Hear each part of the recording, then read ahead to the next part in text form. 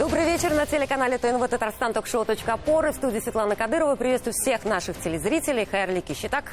В 3-е воскресенье июня мы отмечаем День медицинского работника. Врач, спасающий нашу жизнь, здоровье. Пожалуй, действительно главная профессия на Земле. А уж если этот медицинский ген передается из поколения в поколение, то это же предмет для особого разговора. И вот таких вот людей с этим медицинским геном, с большим таким вот длительным, многолетним, мы нашли. Они сегодня у нас в студии.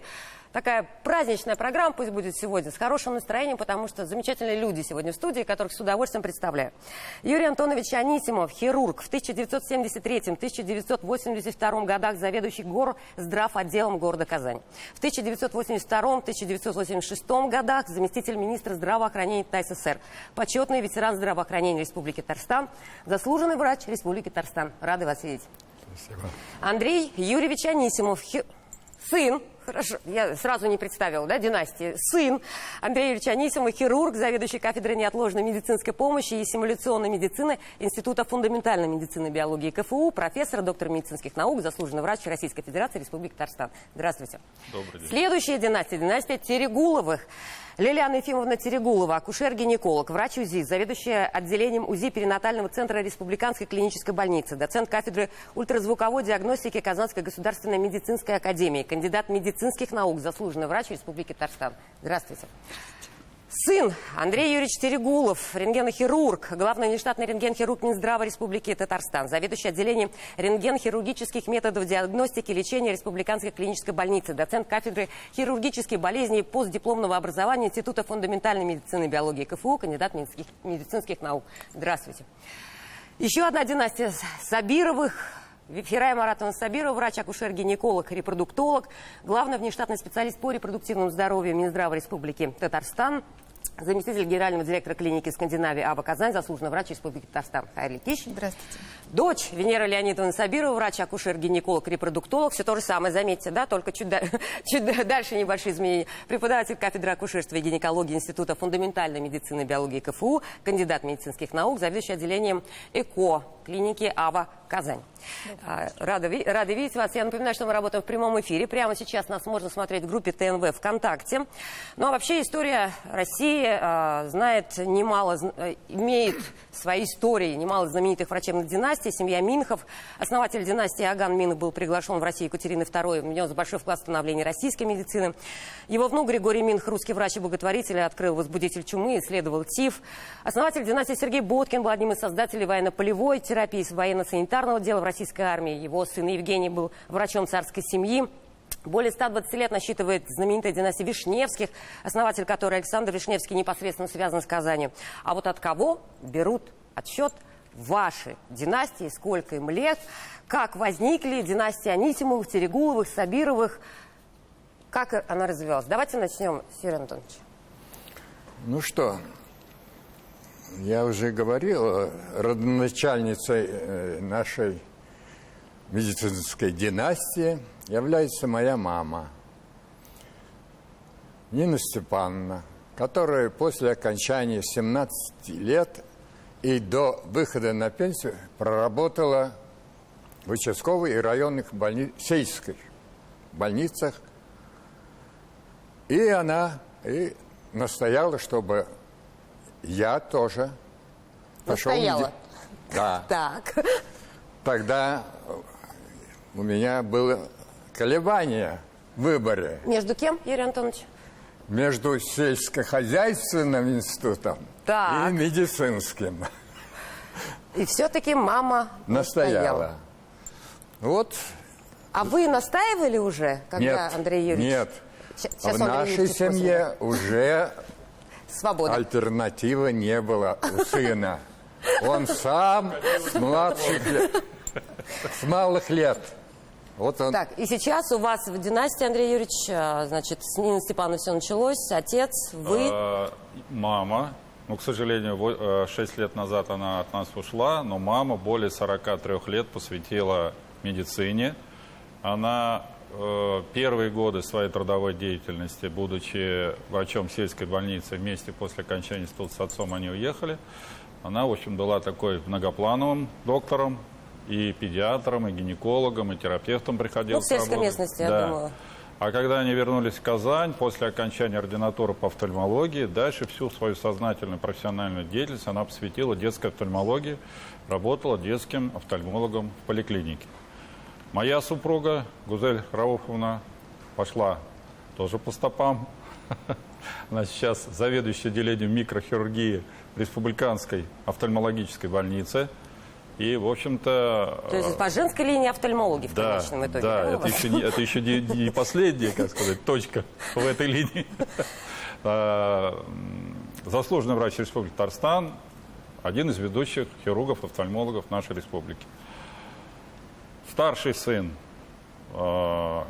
клиницист, хирург, не просто хирург, трансплантолог. Сейчас он работает в отделении пересадки почки поджелудочной железы Московского научно-исследовательского института имени Склифосовского. После окончания ординатуры в Москве он там остался, ну и сейчас вот, в общем-то, кандидат медицинских наук, защитил диссертацию по современному методу пересадки поджелудочной железы и сейчас активно занимается этой проблемой в Москве. Младший сын закончил педиатрический факультет нашего Казанского уже университета и получил второе образование юридическое, и сейчас занимается преподавательской работой и активно работает по линии Красного Креста. Он сейчас является заместителем председателя Татарстанского отделения Российского Красного Креста. Ну и вот про то, что женская линия не закончилась на моей супруге по офтальмологии. В этом году у нас большое событие произошло в семье. То есть в нашу семью вошла еще один доктор, уже супруга младшего сына. У вас там медсовет. Ну да, не говорите. Закончила в этом году Казанский медицинский университет и поступила в ординатуру по офтальмологии. Так что вот пока династия... Мужская линия хирургическая, женская офтальмологическая. Ну, да. А То есть общий стаж мы так считали, где-то 234 года у нас. Если все посчитать. 234 года. Династия Анисимов. Что с династией Терегуловых, Лена Ефимовна? С вас начнем, Андрей Юрьевич там продолжит. Как сейчас продолжает, да? Мы, конечно, не так считаем Так, а как? количество династий. Мы считаем по первому упоминанию нашего предка в медицине. То есть это был мой прадедушка. Жил он в Барановиче, да, это Белоруссия. И был он там аптекарем. И вот у него родился сын, мой дедушка, который оттуда переместился в Казань. Вместе с красночехами пришел, между прочим. И тут же поступил на медфак университета нашего казанского. Там и встретил мою бабушку, которая приехала тоже откуда-то оттуда с Прибалтики. И в 18-летнем поступила, ему-то было побольше в 18 году, а ей было 18 лет. И вот они уже там поженились, и уже реально, уже не аптекари, а уже врачи такие настоящие получились. Вот мы считаем, что с них мы идем. Это как бы моя линия. У нас еще есть его папа, Юрий Ильич Терегулов, которая там, Терегуловская вот эта линия, ну, я думаю, всем она известна, она идет примерно с тех же самых нулевых годов 20 века. Это идет профессия. И мы тогда дальше все продолжаем и продолжаем. То есть наши дедушки, мои дедушки, его прадедушки, наши мамы, папы, наши наши дети. Все А у вас продолжают. не медики были вообще в династии? У нас были не медики, была не медиком моя мама и мой папа. Но моя мама мечтала всю жизнь быть медиком, а в то время, вот на самом деле, вот говорить о выборе, да, в то время ведь модно было не медиком быть. Это вот сейчас, в последние годы, стало модно быть медиком. А тогда было выгодно, модно быть инженером. И скребя сердце, мои мама и папа, уже мои мама и папа, инженеры, хотели стать инженерами, химиками, и пошли в КХТИ. И вот до последнего времени гордились вообще всем этим, тем, что они инженеры. Но мама очень переживала. У нее, конечно, ген врача вообще просто буйствовал. Хотя она не была врачом, моя мама. В общем, вы исполнили ее мечту, в вас она реализовалась. Ну, я не знаю, я исполнила ее мечту, но там мне тоже, на самом деле, деваться было некуда. И, на самом деле, к вопросу, там, кто-то заставлял меня быть врачом, этого не было вообще. То есть у нас даже, в принципе, и не было такого. Бабушка, дедушка, да, прадедушка, прабабушка, и все там дяди, тети, все были действительно врачами. Вот. А тут у меня была такая страсть вообще с детства. Я помню, как каждая селедка вызывала у меня просто желание ее препарировать, там, найти кости, кишки, там, желудки и прочие все вещи. То есть это было нормально. Какая интересная девочка гуляла во дворе. Я сейчас представляю, что-то препарирует. Андрей Юрьевич, я так понимаю, что шансов выбирать действительно не было. Тут у вас сильнейшие династии со всех сторон, да? Медицинские объединились в одну. На самом деле, я представляю, получается, две династии, которые во мне соединились. Это династия Лизеровских, и мама принесла их гены, и династия Терегуловых. И это две большие династии, которые женились, выходили замуж только за врачей. И когда мой прадед вернулся с Великой Отечественной войны, а там он героически воевал, то его старший сын, наш дядя Максим, он тогда учился в мединституте, вернулся обратно в мединститут. И моего дедушку Ефима Абрамовича также, в принципе, настраивали на медицинский лад. И у него была жуткая фобия, вот насколько он мне это рассказывал, жуткая фобия крови. И несмотря на такие жесткие, можно сказать, нацеливания его на врачебный лад, он пошел в другую степь. А с другой стороны, Терегуловы, они очень четко шли только по медицинской линии, и там не было ни одного представителя других профессий. То есть все были абсолютно, все поколения врачей без какого-либо исключения. А про выбор, выбор всегда есть. То есть, у вас выбор такой между педиатром, хирургом и так далее, да? Только медицинской специальности нет врачебной? Нет, выбор есть всегда, потому что мы сами всегда выбираем свой путь. И я его выбирал достаточно осознанно. Для меня была эта профессия интересна. А вы другой среды не видели? У вас вокруг консилиум. В этом и суть. В этом и суть. Показать всю прекрасную часть нашей профессии. Насколько она прекрасна и удивительна. Показать ее ребенку, чтобы ребенок осознанно пошел, да? Осознанно захотел пойти и быть врачом. Хорошо. Еще о традициях семей династии чуть позже. Познакомимся с династией Сабировых. Ферая Маратовна, а у вас? А у нас все по-другому. Так, я могу это сказать, хорошо. что среди всех присутствующих, на самом деле, мы вообще-то, наверное, пока еще, может быть, рано говорить о династии, хотя, конечно, вот мы пока представлены только я. Но у вас такая династия акушер-гинекологов, репродуктологов. Наверное, знаете, я очень надеюсь, что когда-нибудь, лет так через 100, будет передача «Точка опоры». Так. И соберутся на такой же передаче, и кто-нибудь скажет, что основателем нашей династии была наша прапрабабушка Сабира Ферая Маратовна. И мы ее чествуем. Отмечаем 100-летие со дня рождения, да. Поэтому у нас, к сожалению или к счастью, уж я не знаю, в роду не было никогда врачей на самом деле. И мой выбор это был мои как раз мама и папа, которые относились к технической, так сказать, профессии. Вот особенно папа как раз очень хотел, чтобы я была врачом. Я не могу сказать, что меня кто-то направлял. Видимо, там по жизни как-то все складывалось. Но и сейчас я думаю, что Венера продолжила, так сказать, продолжатель династии. Но, как я уже говорила, у меня 5 внуков. Я надеюсь, что кто-нибудь уж точно будет продолжателем нашей профессии. Смотрите, как здорово. Вы можете стать родоначальницей династии, а точнее становитесь. И посмотрите, с каким уважением мы всех вспоминаем, этих основателей таких династий. Венера Леонидовна, тут по выбору дети говорят, да? А вы-то как выбирали? У меня выбора вообще абсолютно не было. Я всегда знала, что не просто врачом буду, а буду акушер-гинекологом. Причем не всегда хотелось быть акушер-гинекологом, заведующей отделением, потому что когда я начала осознавать, что мама врач, она уже к этому времени была заведующей центром планирования семьи, и мне казалось, что это просто единственное вообще, что может быть.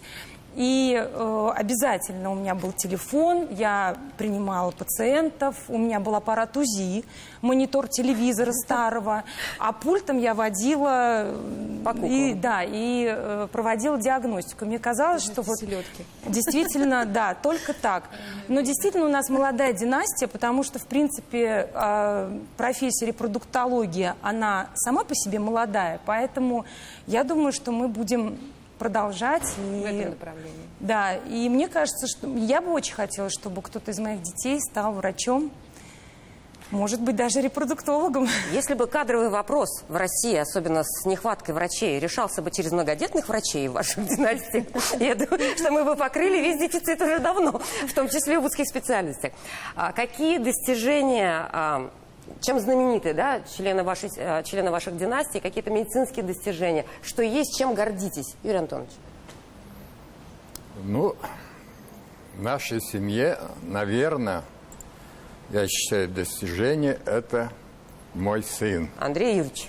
Да, Так. его успехи, его открытия и передача наследникам своим. Так, товарищ достижение, Андрей Юрьевич, а вы что считаете достижением? На самом деле, вот, во-первых, и своим в том числе, вот, если бы начали писать историю вашей семьи, вашей династии, вот что бы вы обязательно включили в главу достижения? Ну, в главу достижений я бы, конечно, включил вот то служение делу охраны здоровья населения нашей республики, которое наша семья посвятила достаточно большое количество лет. И практически все члены нашей семьи, ну вот в этом обозримом будущем, начиная с бабушки моей, они, в общем-то, конечно, занимались и занимаются на сегодняшний день охраной здоровья. По-моему, считаю, вот это самое главное достижение. А все эти степени, ученые, там, звания, это все прилагается. А самое главное, это дело спасения жизни людей. Отец всю жизнь, вот вы перечислили, что он занимал довольно большие административные должности в своей жизни, но он всю свою трудовую жизнь совмещал хирургом. Он изначально был хирургом, работал хирургом, пришел на село хирургом, а потом пошло главным врачом, больницу участковый хирург, приехал сюда хирург, дальше городской отдел здравоохранения, городской отдел Городской комитет партии, да, инструктор по здравоохранению. Там тоже хирург? Хирург, совмещал хирургом, заведующий городским отделом здравоохранения хирург, заместитель министра, представляете, заместитель министра. И еще в какие годы? Это середина 80-х. Я представляю, что творилось. Совмещал по неотложной хирургии и выполнял операции. То есть это вот, ну... Тоже достижение. Да. Андрей Ильич, да, еще одно уточнение. Вот Лилиана Ефимовна говорит, что она препарировала в детстве. А вот учитывая, что у вас такая вот хирургическая я никаких лягушек не препарирую. У вас-то страсть к чему была? У меня... Нет, я вот если вспоминать мои детские яркие впечатления, это был где-то, наверное, 5 или 6 класс, когда он впервые меня привел ночью, вечером, вернее, привел в больницу, 15-ю городскую больницу.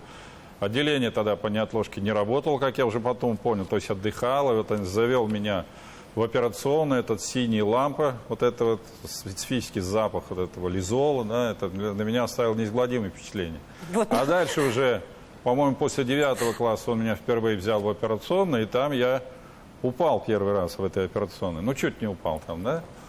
Сознание потерял. В плане выбора я хочу сказать то, что у меня выбора-то в общем не было. Я тоже шел в сознательный медицинский институт. Я хотел быть врачом, и не просто врачом, а быть хирургом. И всю свою, в общем-то, учебу посвящал в основном изучению, конечно, хирургических дисциплин. Понятно. Лилиана Ефимовна, что бы вы вписали? Большую-большую книгу «Династия». Ну, на самом деле, у нас столько всего интересного в нашей династии было. Ну, я просто сейчас уже ближе к нашей династии скажу. Вот что интересно в нашей вот компании, будем так, сегодняшней компании. Интересно именно, что Юрий Емельевич, да, мой муж и Андрей, папа, он был практически одним первым функциональным диагностом. Он сделал из функциональной диагностики, ну, ну, какой-то совершенно другой современный уровень. Хотя всегда, вот он очень ценит как бы всю историю функциональной диагностики. Вы, может быть, слышали про конгрессы имени Самойлова, посвященные Самойлову. И уже там уже он черпает, и вообще мы все черпаем вообще вот эту историю функциональной диагностики. Что такое функциональная диагностика? То есть основоположник это как-то. основа кардиологии, на самом деле. А в настоящее время и еще и причины там, инсультов и так далее. Это вот то, что... И он это сделал. Но причем это вроде бы называлось диагностикой. А смысл, что я хочу сказать, что я тоже вроде бы одна из самых первых в Казани и в России начала тоже заниматься ультразвуковой диагностикой. И Андрей еще там нам завидовал, что вот вы первый, вам было легче, поэтому у вас так все здорово получилось, не было никаких сравнений. Ну, и у него то же самое получилось, что он один из первых стал рентгенохирургом, когда еще она была в самой, ну, такой достаточно зачаточном состоянии. Но это, не это самое главное, что я хотела сказать, что все трое, мы из диагностики пришли к лечению. То есть лечение, Юрий Ильич пришел к ритмологии, то есть это лечение вот этих ритмологических состояний. Андрей, это коронарография, это уже стентирование, да, и инсульты тоже, опять-таки, все вот эти операции, которые делаются под ангиографией. Ну, и даже я за свою ультразвуковую диагностику с первого момента, как только я увидела этот датчик, и когда так видно четко, что печень-то, вот она, вот они протоки, да, еще даже без акушерства, вот протоки, расширенные протоки, в которые как классно можно поставить трубочку и уже снять вот эту вот желтуху, вот это механическую желтуху, это давление желчи, да, и мы с первых же аппаратов, еще это были 84-й год, 86-й год, мы ставили под контролем этих диких страшных аппаратов вот с такими датчиками, мы ставили туда стенты и помогали больным с желтухами. С Борисом Петровичем Нагорным мы этим занимались. Вот. А когда уже конкретно мне дали возможность еще заниматься и акушерством, да, по полной программе, мы стали оперировать внутриутробных плодов. То есть у плода там жидкость в перикарде, и сердце еле-еле бьется, например. Это в какие годы начинали, Елена Ефимовна? В какие годы начинали Ну, уже это в те же самые, в 90-е годы. Да, 90-е годы. Или там жидкость в плевральной полости, или какая-нибудь киста, или какая-нибудь уринома почки, которая давит на другую почку, и вторая почка начинает погибать. Это простейшие, ну, в моем понятии, простейшие операции под контролем БУЗИ, которые мы начали делать, как только у меня попал в руки датчик. То есть, помимо всего, в общем, еще основоположники вот в этом направлении. Да, то есть я хочу сказать, что вот этот девиз от диагностики к лечению в одних руках, это вообще... Девиз династии. Считаю, что наш. Девиз династии, да? Для всей династии. Ну, для нашей, вот не династии, это наша компания, будем так говорить, семейная. У вас внутри династии еще есть компания, На самом деле династии тоже, потому что мой прадедушка Али Хусаинович Терегулов, да, и Эмиль Валеевич Терегулов, мой дедушка, они были основоположниками иглотерапии. И одними из первых в Советском Союзе тогда развивали это направление. И это вызывало такой ажиотаж вокруг них. Видимо, дача очень это было. Но я думаю, что самая такая большая заслуга династии, нашей династии Терегуловых, Лизеровских, это то, что мои предки прошли с нашей страной весь самый сложный путь, один из самых сложных веков в ее истории. Не бросили, не ушли, не уехали, остались здесь и мужественно боролись, начиная с времен гражданской войны и заканчивая тяжелыми 90-ми и светлыми 2000-ми. Вот, наверное, вот в этом заслуга династии. Вера Маратовна, а у вас, вы как основоположники ЭКО, наверное, да? Да, как бы мы первые в Татарстане начали делать ЭКО, вообще начали заниматься бесплодием как отдельным направлением. И это был Центр планирования семьи. Центр планирования семьи вообще, когда организовывался, был такой издан приказ реорганизовать консультации брака и семья, которые тоже непонятно, в общем-то, чем занимались, реорганизовать Центр планирования семьи. Что это было такое, никто не знает. Когда я туда пришла, там работала врач-лаборант, сексопатолог, очень пожилой врач был, и 5 акушерок. И Центр планирования семьи, это был 91 год, он собирался. Я очень рада тому, что В команду собрались мои однокурсники. Для меня это такое большое было достижение, что они доверились мне, при том, что они все сидели на хороших, так сказать, должностях, но тем не Пришли менее... в нечто. Да, поверили, пришли, и я хочу сказать, мы до сих пор все вместе работаем, то есть вот уже у нас такая команда, она, я бы сказала, возрастная, но у нас есть уже и молодежь, то есть к нам она пришла. И тоже, опять-таки, конец 90-х, а скорее, вернее, правильнее, 2000-х, начало нулевых, я помню, что мы уже занимались бесплодием, но у нас не было ЭКО. Уже в стране уже начали заниматься ЭКО, а у нас не было оборудования, не было. Но и тогда строилась МКДЦ, и, как я говорю, там на какую-то там сдачу приобрели они оборудование. И это оборудование в ящиках стояло в МКДЦ. И я помню, я пришла к Камиль Шагарчу, покойному, сказала: Камиль Шагарч, отдайте нам это оборудование. А у нас центр, на самом деле, не очень большой. Я пришла к врачам и сказала: мы будем стоять на одной ноге, но мы ЭКО делать будем. И первую пункцию свою мы провели в 2001 году. И она оказалась практически сразу удачной. Это нас так вселило нас, что мы уже все можем. Конечно, после этого был очень долгий путь становления. На самом деле это все достаточно сложно. Но сейчас это уже как бы вот такое развитое направление. Уже сейчас у нас 8 центров ЭКО в республике. И, в общем-то, какая-то часть этих врачей – это выходцы из нашего центра. Ну и, собственно говоря, Венера, на самом деле, я вот очень хочу сказать большое спасибо Валентине Николаевне Сафиной. Я думаю, что многие ее все знают. Это очень известный хирург-гинеколог, потому что, когда Венера закончила институт, я сказала: иди-ка к Валентине Николаевне. Валентина Николаевна почти 2 года ее учила, потому что репродуктолог, хороший репродуктолог, получается из оперирующего гинеколога. Поэтому надо сначала стать хирургом-гинекологом, а уже потом идти в репродуктологию. Поэтому вот такой у нас был путь.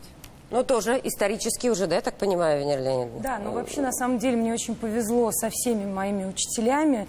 И, как и любой врач, я думаю, со мной согласятся, я до сих пор учусь, мы все учимся постоянно, каждый день, наверное, до старости. И мне кажется, что, так как наша династия пока еще молодая, и для меня это, конечно, наше большое достижение, это Ферай Маратовна и ее способность не просто собирать команду, а заряжать эту команду, так как она зарядила когда-то меня, не говоря ни слова, я просто понимала, что это самая лучшая специальность из всех медицинских, которые есть. Она всегда говорила, и принцип у нас на разных площадках наше отделение ЭКО: относись всегда к пациентам так, как ты хотел бы относиться, чтобы относились к себе или к твоим родственникам. И поэтому вот это вот такой девиз, атмосфера нашего отделения и нашей команды, и возрастной команды, и молодежи, которая со мной работает, и моя команда – это тоже мои сокурсники. Так получилось, что вот Ферай Маратовна вместе со своими сокурсниками, и я тоже, и мы… У нас одна цель, у нас общие такие планы, и наша вот Ферай Маратовна нас всех вот именно так воспитала. Как еще родоначальники себя должны вести? Да. Пожалуйста, когда будете отмечать 100-летие со дня моего рождения, не забудьте вот это все нужно будет повторить. Пока до рекламы немножко осталось времени, но я хочу все-таки телезрителям сказать, что вообще не просто так, конечно, путь медика-то выстраивается. И вроде бы учителя у вас мамы и папы, да, бабушки и дедушки. Но вот, например, есть легенды, вот про Лилиану Ефимовну я знаю, что вот в Москве ее мама прорвалась к министру образования СССР. Вот только представьте, да? Это какие годы были? Я думаю, там вообще прорваться страшно уже было, загрести в другое место, да? 75-й год. Потому что Лилиану Ефимовну завалили на экзаменах в мединститут. И она добилась пересмотра результатов. Не знаю, препарация, не препарация, что там было. Но вот, мне очень хочется услышать, вот как она это делает, откуда смелость такая? Или у врачей вообще вот эта смелость просто это вот как раз моя мама, которая хотела быть врачом, но врачом не стала. И действительно, она, видимо, как-то чувствовала. Она такой человек, да, вот, я думаю, что есть во мне ее качество, да, вот интуитивно. Ведь УЗИ это не просто диагностика, это очень интуитивный метод. Это когда вот в этом всем еще надо почувствовать, вот в этой кофейной гуще надо найти то зерно, которое тебе даст эту. И она, видимо, почувствовала, что вот у меня же есть вторая сестра, младшая, там не было такой страсти. А тут вот прям какая-то у нее была страсть. Она пошла в школу, взяла в школе письмо, что я, несмотря ни на что, очень хорошая. Хотя я была страшная хулиганка. Вот. С этим письмом она поехала в Москву, действительно попала в Министерство просвещения, тогда этим занимался это министерство. Елютин был такой министр. Каким-то образом она прошла через всех секретарш и открыла дверь и сказала, что мою дочку завалили, она будет классным врачом. И вот что там дальше произошло, причем все уже, я не поступила, я уже там по Москве тусовалась с такой же не поступившей дочкой цыковского работника, которая тоже из Казани, что у нас был обком, что ли, из обкома, его пригласили работать в ЦК, и она тоже не поступила, она поступала в МГУ на психфак. Вот, представляете, какое было время, что даже у цыковского работника не было возможности, и причем мама у нее работала там уже завкафедры, то ли физики, то ли математики, но, в общем, она не поступила. Тоже получила. А что значит не поступила? Тогда был средний балл, и у нас были все четверки, и школьный балл пятерка. То есть 5 и 21 балл. А у нас проходной балл 21,5. Вот этой половинки не хватило. Ни у нее, Добилась ни у меня. она? Она на следующий год Чего я поступила. спрашиваю, да, добилась, конечно. Нет, она добилась. То есть, и вот она нас вытащила из недр там вот этой московской тусовки. Как она, тоже я не понимаю, как она это сделала. Она говорит, возвращайся домой, ты в институт поступила. Это был такой шок, конечно. Я ехала в поезде, там, в плацкартном вагоне, думала, я уже студент-медик. И у меня эта музыка таким колокольным звоном звучала в голове. Студент-медик, это вообще просто было вот уже тогда. Это Кстати, министра просвещения-то никто не помнит, да? А вот вашу маму и вашу династию уже помнят. Это тоже одно из достижений. Мы сейчас на рекламу прервемся, а потом вот эти еще легенды, истории из медицинских династий еще послушаем.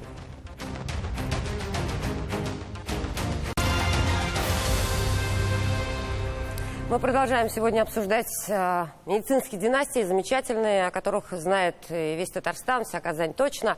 Легенды тут были интересные от Терегуловых. Вот Андрей Юрьевич сейчас продолжит. Что-то было на Великую Отечественную, да? Да, ну, мои предки медики, и все медики, как вы понимаете, военно обязанные. И когда началась Великая Отечественная война, вернее, чуть заранее, до Великой Отечественной войны, когда началась еще финская, обоих моих прадедов призвали в армию, и они пошли служить. Хотя были уже уважаемыми врачами, доцентами.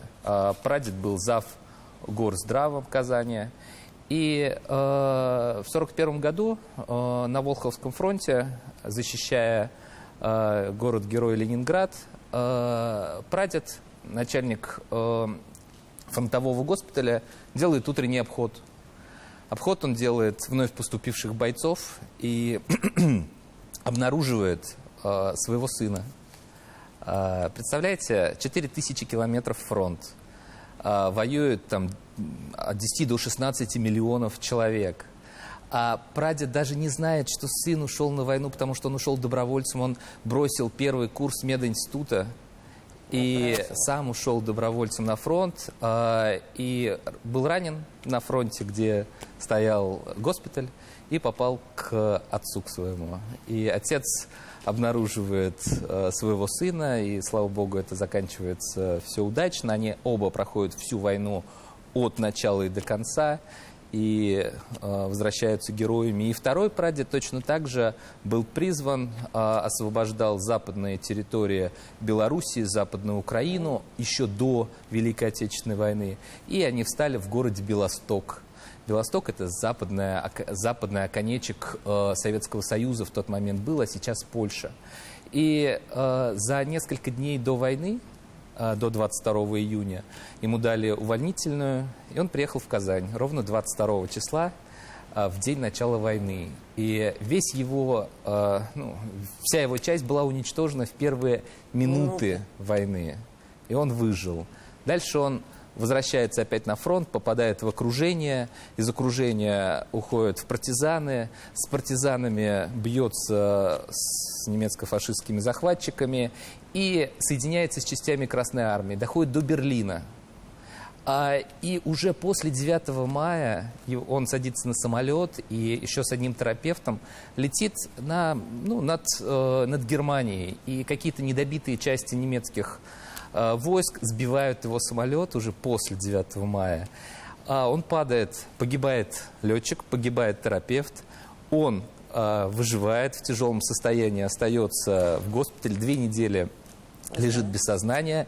Возвращается через полгода домой, весь переломанный, перебитый, и доживает до 93-го года. И еще мне так... Терегулов. Да, это Терегулов. Смотрите, какие, вот везучесть Сильная какая, люди. да, и везение, и фортуна Везение, здесь присутствует в конечно, том числе, то есть фантастическое. Кстати, вот вы сейчас сказали, что встретил своего сына в поезде, да, раненого, все восстанавливал. Вообще говорят о том, что, как правило, хирурги не оперируют своих родственников, да, роды не принимают у своих детей. А у вас как? Юрий Антонович? Нет, не приходилось, по крайней А мере. решились бы на это, если бы нужно было? Что? Решились бы оперировать родственников? В определенных ситуациях вполне. Андрей Юрьевич, а у вас? Ну, я считаю, что у меня очень много своих друзей, товарищей хирургов, которым я могу доверить своих родных, да, и А сами, во всяком собственно, случае нет. такой необходимости я не вижу, чтобы мне самому пришлось кого-то оперировать из родственников. Андрей Юрьевич?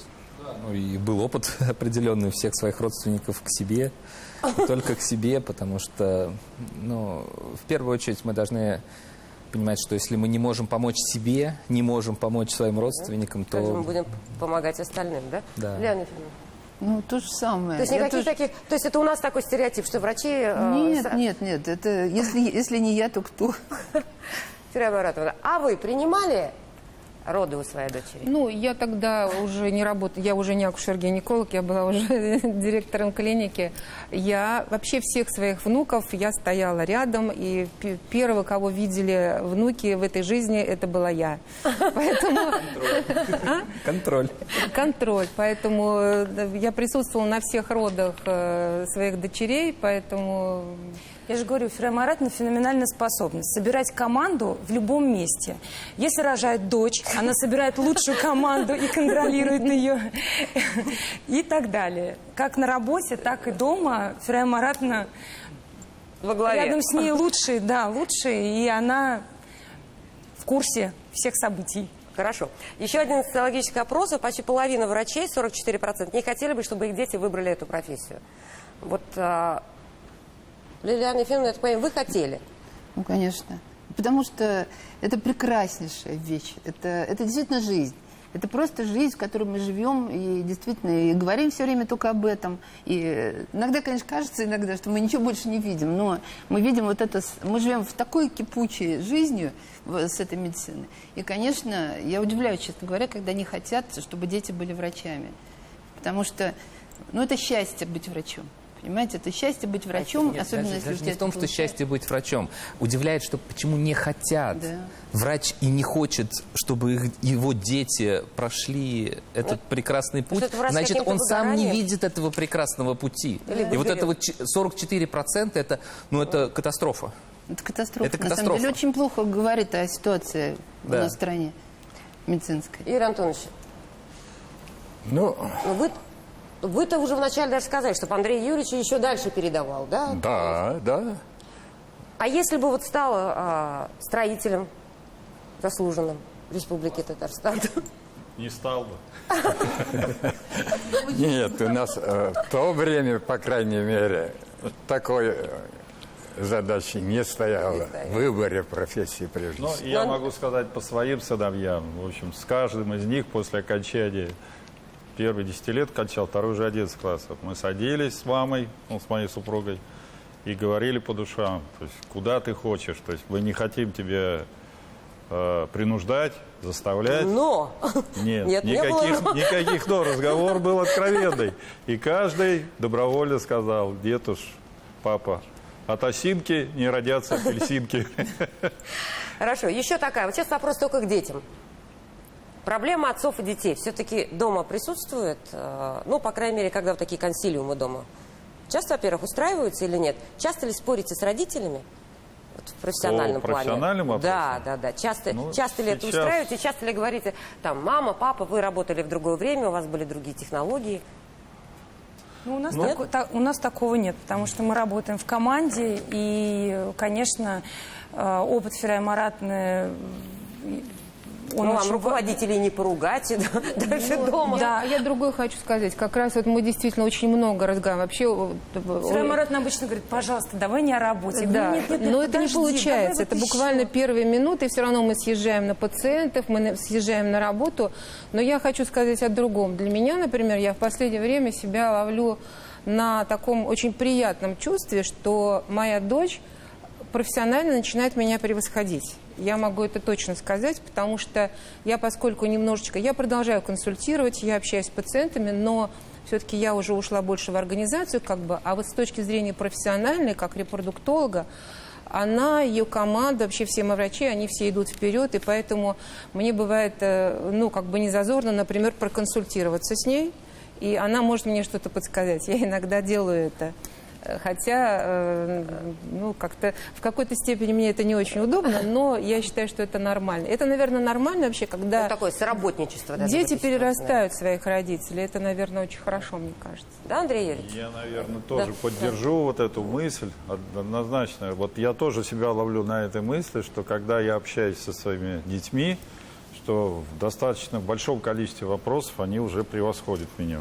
И это, Ну, нигде там не... это да, Не скребет? приносит только положительные эмоции. Это очень приятно. Даже Да. не То есть представляете, все-таки не насколько- конкуренция, да, между Нет, врачами нет, вот в этой какая ситуации? А у вас с конкуренция? мамой вообще получается вот... Нет, у нас как раз Ну, с не мамой- единое конкурентное поле, но... Нет. У нас как раз принцип, наверное, нашей династии немножко другой. Мы шли всегда новыми специальностями. Если мой прадед был невропатологом, там, дедушка невропатологом, отец функциональным диагностом, я хирургом. Кардиологом рядом. То есть мы старались, наша династия всегда старалась идти по своему пути. Каждый свой путь внутри идет династии, по да? Я своему хочу добавить, пути. у меня такой образ возник, что мы как бы тот самый вот втроем волшебный треугольник, который вот нас удерживает на том уровне. То есть мы когда общаемся, мы все трое, и папа, и я, ну и Юрий Емельевич, и Андрей, и я, мы решаем проблему с разных сторон, понимаете? Дополняем. Касающиеся ли беременности, касающиеся гинекологии, касающиеся инсульта. Это, говорю, консилиум дома и так у вас далее. постоянно, То есть да? Это на самом деле такой... Мини-клиника. классный Мини-консилиум. Мини-клиника. И такой открытый, откровенный и действительно волшебный треугольник. Вот я считаю, что это очень четкое понятие. Мы на равных, вот что я хотела сказать. Это равнобедренный треугольник. Я не могу сказать, что я... Что Я Андрей- хуже, да? Кто хуже или лучше. Смотрите, еще один такой вот вопрос. Трудно ли соответствовать фамилии? Ну, или наоборот, легче пробиваться в профессии? Вот. Груз ответственности. Что вот об этом? Как реагируете, Юрий Антонович? Ну, Трудно ли было? Или легче наоборот? у меня этот вопрос не стоял, эта фамилия тогда не звучала. Я приехал в сельскую местности, сдал экзамен, уехал и То поступил. есть фактически с нуля для вас это Да, было? да. Вы сами себя... А вот сравнили. как? А Андрей Юрьевич как? Сыну Это, конечно, и- присутствовало, да. То есть соответствовать фамилии, соответствовать своим То есть родителям. не легче было пробиться, а сложнее Ну, удержаться? в каких-то да? нет. Зачем? В каких-то моментах, конечно, помогало это. И его поддержка мамы, они, конечно, помогали. И детям, медикам, конечно, в этом плане проще. Но, с другой стороны, вот этот момент соответствий, когда ты Ну, с всегда ответственностью, видимо. смотришь, что ты должен поступить вот так, а не так, это, конечно, присутствовало. И у детей, я вот так на них смотрю, у них то же самое это Тоже присутствует. есть. Лилиана Ефимовна, сложно ли быть продолжателем династии? Давит ли груз ответственности? Ну, я не думаю, что это сложно. Это для нас, вот, на самом деле, абсолютно естественно. Ну, попадать, как вы знаете, было нам тяжело. Андрею тоже было непросто попадать в мединститут. Ну, вот Юрий Ильич у нас более-менее, своя фамилия Тергулов, как-то более-менее прошел, но он шикарно умеет учиться. У него ни одной четверки не было на экзаменах. Это действительно он сдавал сам прекрасно совершенно. Да еще и при этом Тергулов, ну вот все нормально получилось. Андрей Юрьевич, у вас двойная ответственность, да? За две династии. Но на самом деле нам проще. Нам проще, потому что всегда есть определенный багаж ответственности за твоих предков. Им было гораздо тяжелее. Там дедушку распределили в Бугульму в 1952 году, и надо было поднимать там медицину.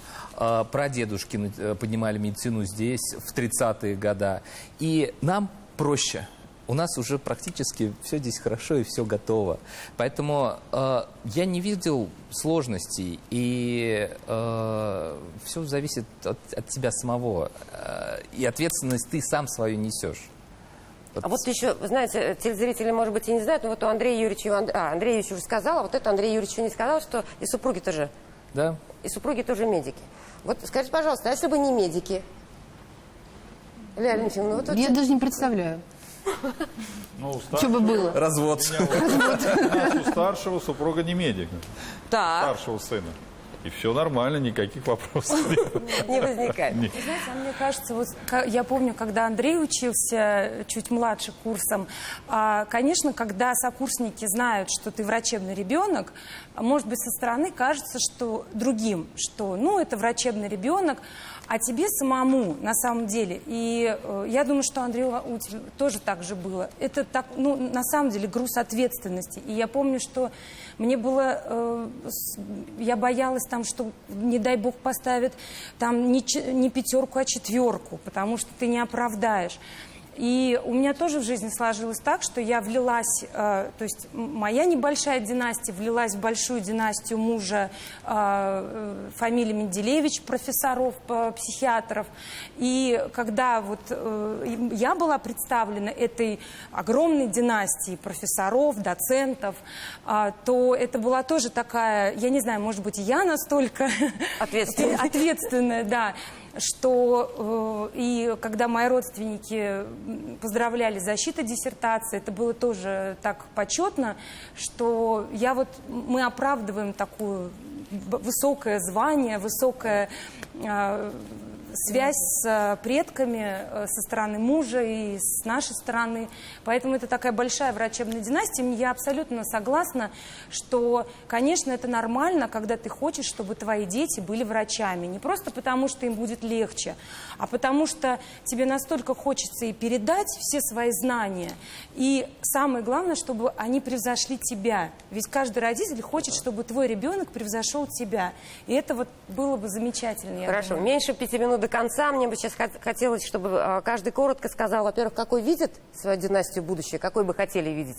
И в честь праздника мы сегодня можем поздравить всех своих коллег или своих учителей, или своих родных, учитывая, что у вас такие династии. Юрий Антонович, с вас начнем. Ну, я думаю, на моем правнуке и правнуках династия медиков Анисимовых не закончится. Есть уже правнуки. Так что будет продолжение. И я хотел бы накануне Дня медицинского работника прежде всего поздравить медиков в Казани, с которыми мне пришлось работать долгие 10 лет, непростые времена в здравоохранении. Что пожелали бы, Юрий Антонович? Прежде всего, здоровья и профессиональных успехов, и простого человеческого счастья. Спасибо большое. Да, достаточно емко и коротко. По поводу династии я полностью поддерживаю отца. Я думаю, что продолжение однозначно будет. И через 100 лет, наверное... Мы все здесь. Тоже будут. Тоже тем же составом. А по поводу поздравления, да, действительно, я тоже хотел поздравить. Но поскольку мне в течение последних 13 лет пришлось руководить хирургической службой Республики Татарстан, я был главным хирургом, я хочу поздравить моих коллег, хирургов, хирургов, которые работают непосредственно на передовой линии, то есть это не высокотехнологичный центр, а именно сельские больницы, это городские больницы. Много заведующих отделений, их перечислять, это передачи не хватит, я не буду называть их, но я хочу их поздравить от души, потому что на них держится во многом наша республиканская хирургия. Здоровья, удачи, успехов. Спасибо. Всего Меньше хорошего. 3 минут на всех, поэтому поемте, пожалуйста, Андрей Юрьевич. Ну, по поводу династии тут сомнений нет. Мы работаем над этим. 3 детей уже Еще есть. династии надо подтягивать. Да, а вот по поводу подтягивания династий, даже вот не хочу поздравить, хочу сказать поздравления, не хочу говорить поздравления врачам, хочу прорекламировать немножко нашу специальность. Сейчас июнь месяц, идите в нашу специальность. Школьники, закончившие сейчас 11 класс, это лучшая специальность на свете. Спасибо, Венера Леонидовна.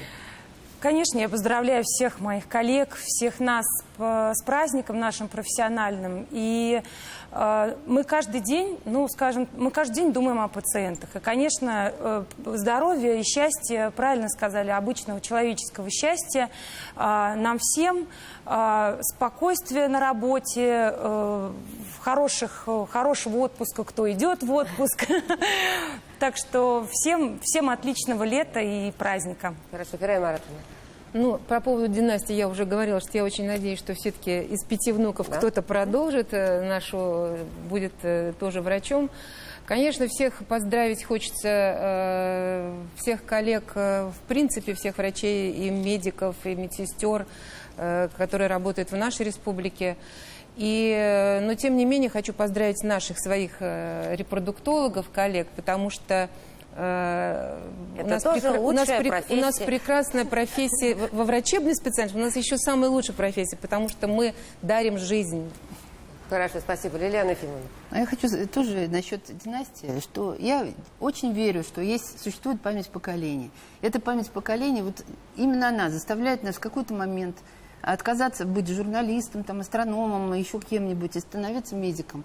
Вот у него там один хоккеист Акбарса крутой, вторая фигуристка, которая занимает эти. Но я свято верю, что у них память поколений проснется, и они пойдут в медицину и будут там же в этой же медицине счастливы. И я вот желаю уже теперь, коротко, желаю всем медикам, действительно, и врачам, и медсестрам, и санитаркам, которые тоже часть нашей жизни, действительно быть счастливыми в нашей профессии. Это самое главное, на самом деле, когда мы и дома, и на работе просто счастливы. А вот мы же в своем отделении счастливы. Спасибо большое за участие в программе. С наступающим от имени телеканала «Новый век». С наступающим вас всех праздником.